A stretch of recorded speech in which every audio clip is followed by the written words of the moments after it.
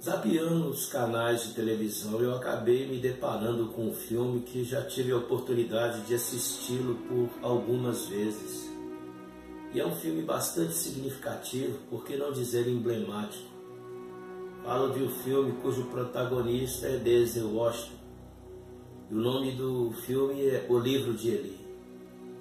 E esse filme nos deixa lições que são imprescindíveis às nossas vidas. O livro gira em torno, o filme, melhor dizendo, gira em torno de um livro. E o livro nada mais é do que as próprias Sagradas Escrituras. E se nós pararmos para refletir, a vida em si, ela gira em torno das Sagradas Escrituras. E para quem assistiu este filme, eu creio que a maioria já teve a oportunidade de vê-lo, haverá de entender que um determinado sujeito, depois de uma catástrofe, encontrou um livro e uma voz que cotidianamente, ou melhor dizendo, diuturnamente, falava com este mesmo homem, ou seja, falava com Denzel Washington, lhe direcionando, dando-lhes as coordenadas. Indiferente da violência impetrada, eu não estou aqui como fundamentalista para criar questões que são secundárias. Mas o que é o desejo do meu coração é abordar a essência do conteúdo deste filme. E fazendo uma analogia à essência do conteúdo deste livro. Felizmente nós, sutilmente, de forma implícita, digamos assim, estamos vivendo uma catástrofe terrível. Porque sem dramatização como a que aconteceu no filme, nós sabemos que o mundo vai de mal a pior. Espiritualmente falando, nós estamos praticamente desterrados, como aqueles personagens, sejam os figurantes ou sejam aqueles que eram os personagens principais. Mas eu gostaria de me ater simplesmente ao personagem que andava com este livro por onde ele ia, com um só propósito, com um só ideal. E o propósito dele era ouvir a voz de Deus. Eu gostaria de ter como tema, que eu parei para refletir como base para o que ocorreu neste filme, é um texto registrado por um dos discípulos de Jesus Cristo, cujo nome era Mateus. Está testificado no capítulo 16 do livro de Mateus, a partir do versículo 24, em que a voz do Mestre dizia o seguinte: E então disse Jesus aos seus discípulos, se alguém quiser vir após a mim, negue-se a si mesmo, tome a sua cruz e siga-me.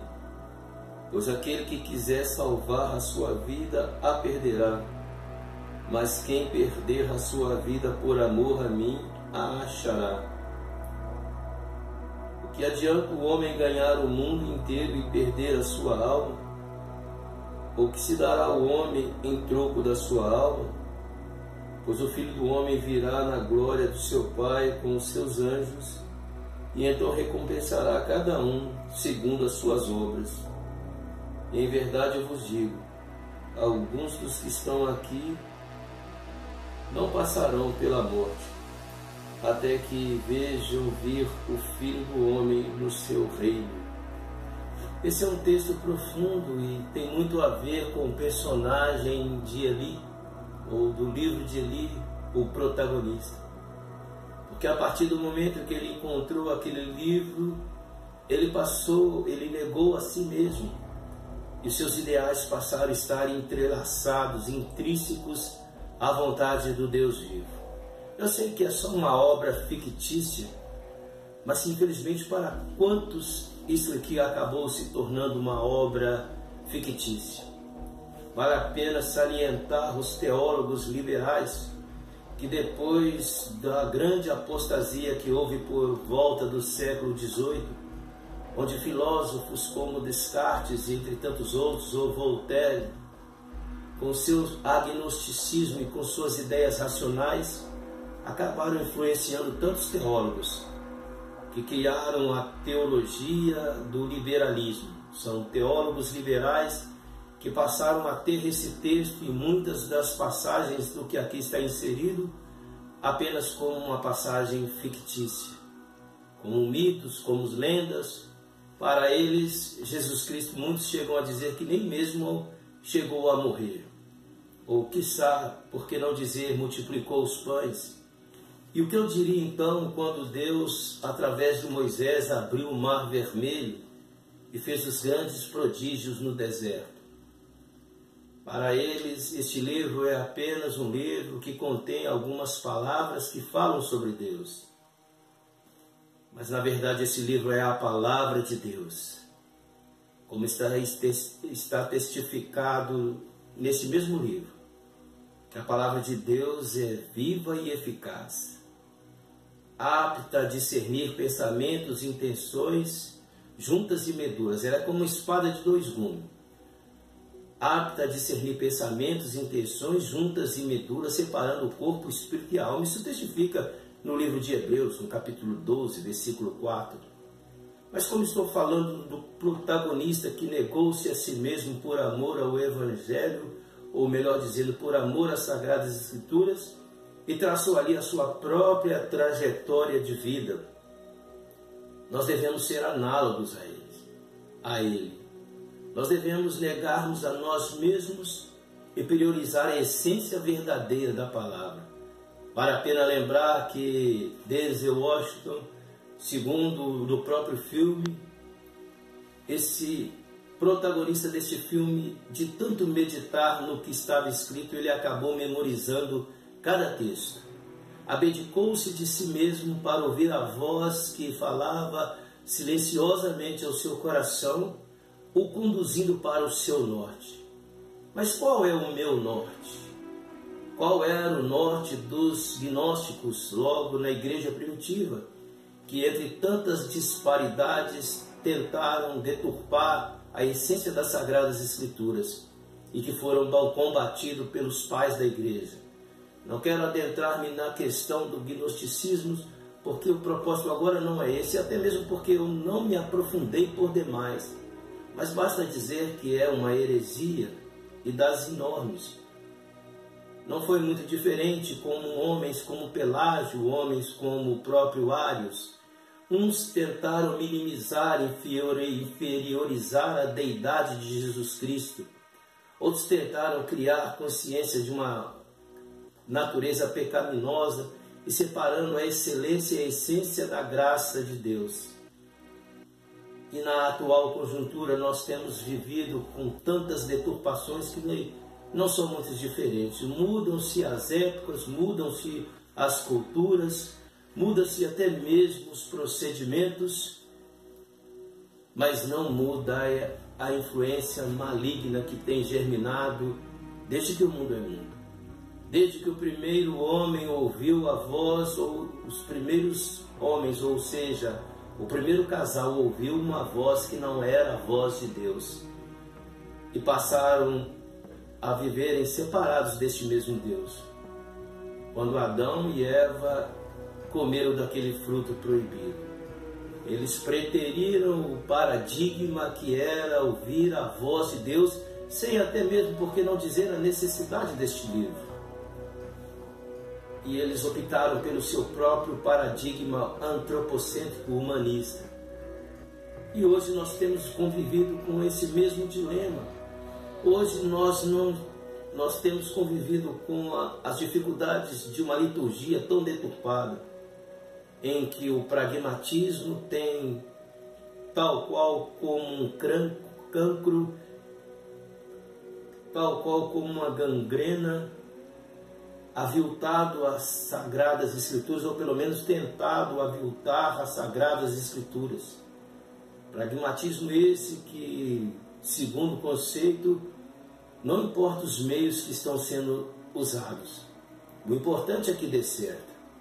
E nessa barca nós temos visto tanto sincretismo, tantas heresias, tantas campanhas que nada condizem com a verdade do que está testificado neste livro.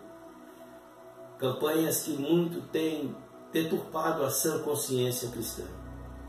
Não muito longe disso, nós deparamos também com ideias que são humanistas, em que o homem torna-se o centro e as canções, as preleções, as pregações, os ensinamentos fazem com que o homem se torne o centro, e muitas vezes num triunfalismo doentio, que também é repetitiva essa palavra, mas é bom que se repita, é bom que se diga, que pela mesma forma tem deturpado a sã doutrina. É onde eu faço um paralelo, eu faço uma analogia ao filme O Livro de Eli.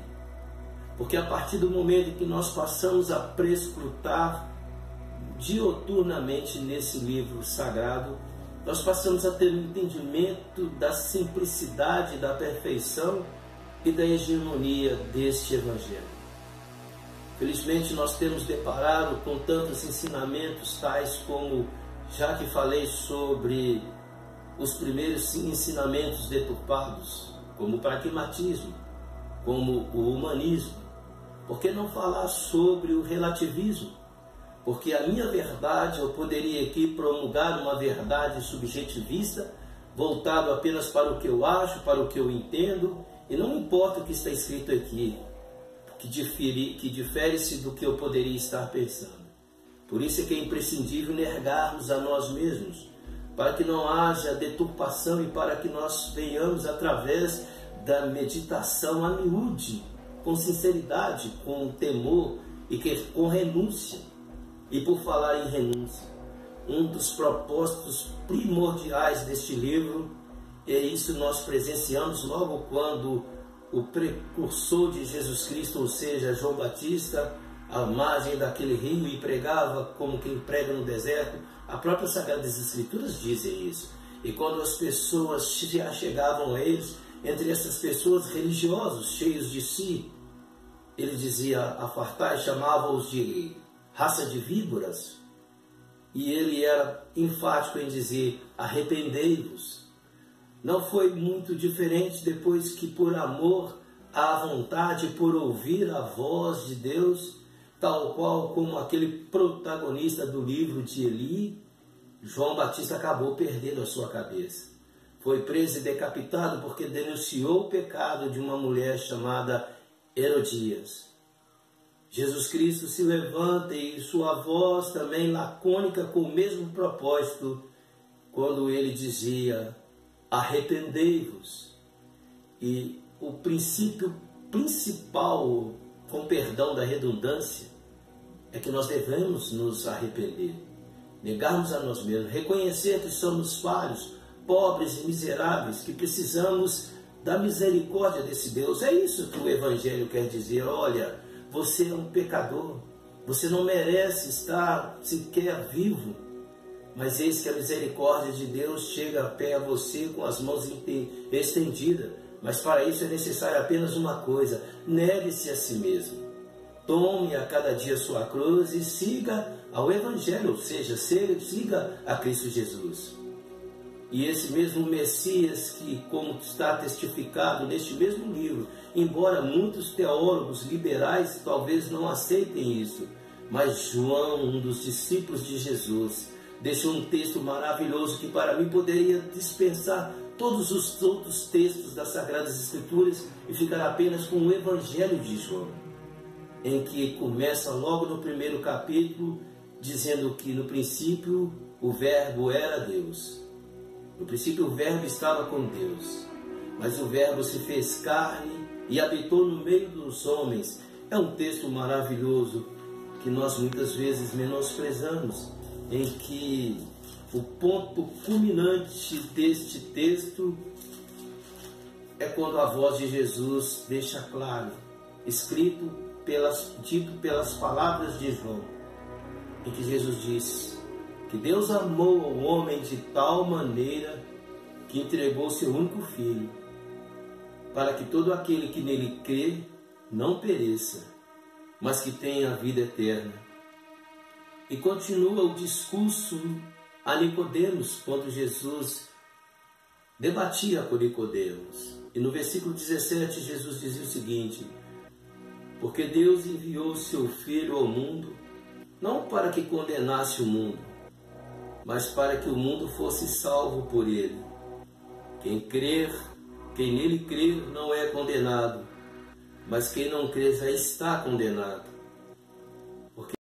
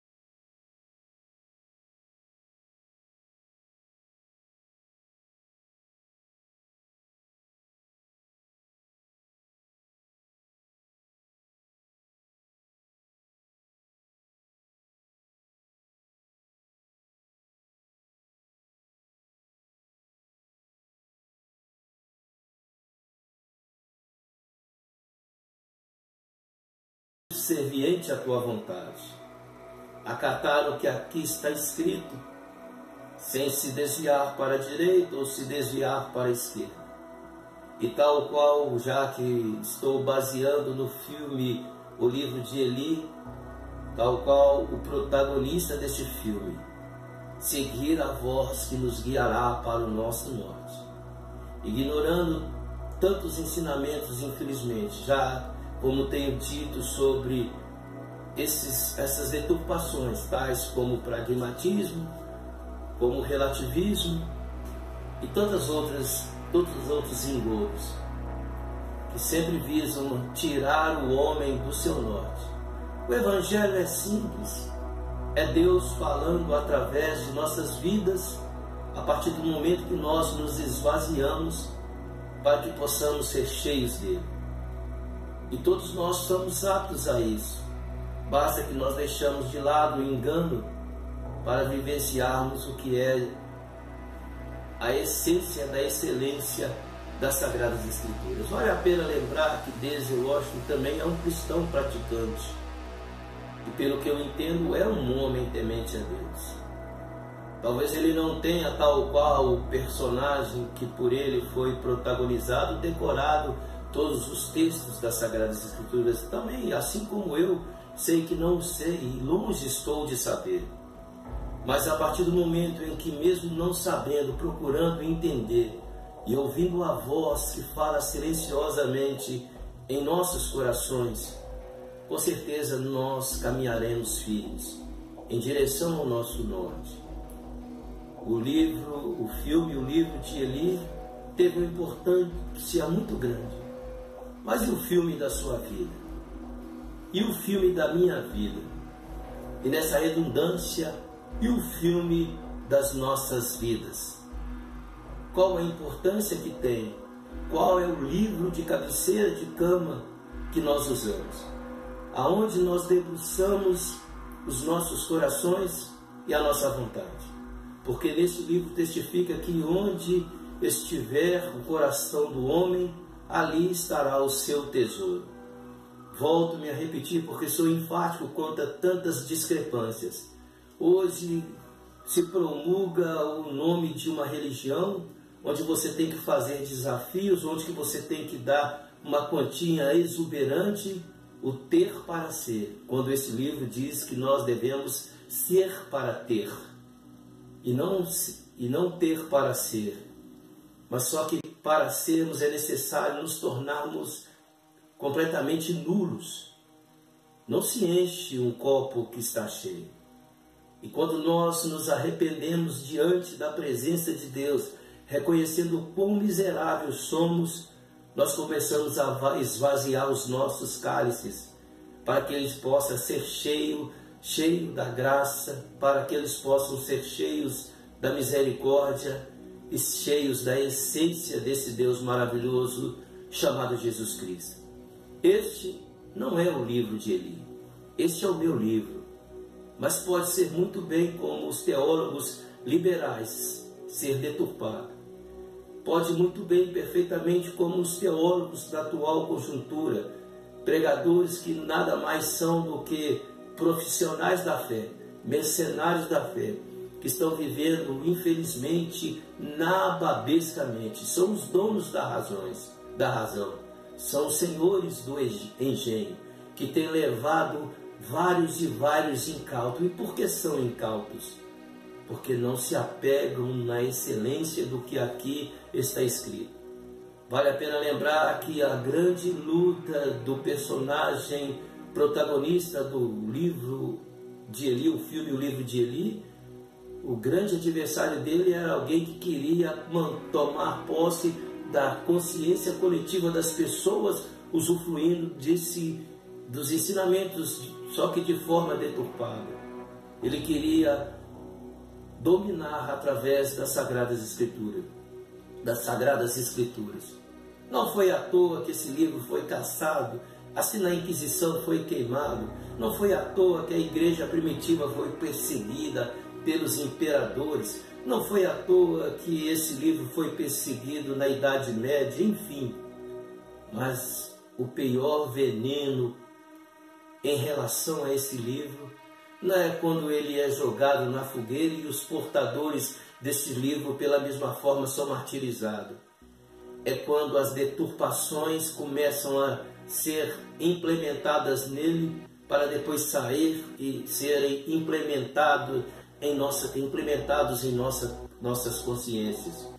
Porque uma consciência coletiva deturpada gera uma geração muito mais deturpada, e esse livro tem sido preterido. É imprescindível que voltemos ao Evangelho e que venhamos a basear na história do livro de Eli, para vivermos a nossa própria história subjetiva, cheia da comunhão, da graça e da misericórdia de Deus. E começa com nós quando nós reconhecemos que somos tão falhos e merecedores da graça de Deus. Mas quando nós aceitamos esse convite maravilhoso, reconhecemos tal fato, passamos a vivenciar em nós uma nova vida e novos caminhos são traçados. E para concluir, vale a pena dizer que o escritor de Hebreus deixa um texto maravilhoso que diz o seguinte: tendo, pois, intrepidez para entrar no santuário, no Santo dos Santos, por um novo e vivo caminho. Paralelamente falando, analogicamente falando, eu diria que o protagonista, o personagem, conseguiu chegar ao seu caminho. E mesmo sem ter o livro nas suas mãos, porque ele fora roubado. E vale a pena lembrar aqui que o livro foi alcançado pelo seu adversário. Mas de nada valia, porque ele não podia ler o que estava escrito. Porque estava escrito em braille, creio eu. E ainda que estivesse escrito em braille, para nada adiantou. Mas aquele que teve o seu livro roubado de suas mãos, inclusive levou até um tiro, pagou com a sua própria vida. O livro já não estava nas suas mãos mais. O livro estava no seu coração.